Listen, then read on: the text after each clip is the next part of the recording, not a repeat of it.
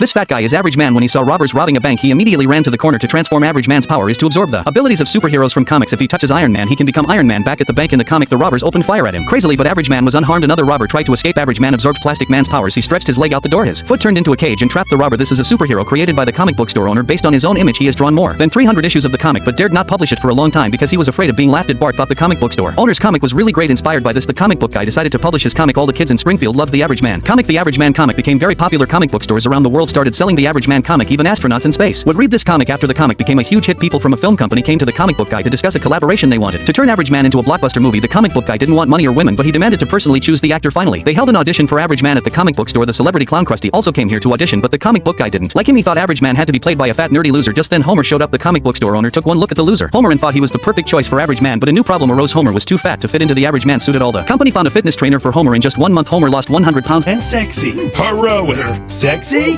Heroic.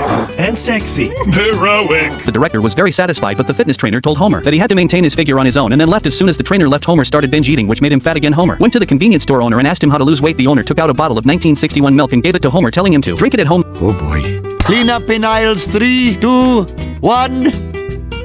The film continued shooting, but Homer was nowhere to be found. It turned out that his belly was too big and he got stuck in the car and couldn't get out. Soon the Average Man movie had its premiere. The producer was terrified, but the director said editing would fix everything. As a result, in the movie, Homer's belly kept shrinking and expanding. He even kept eating while jumping into the air. There were continuity errors from start to finish.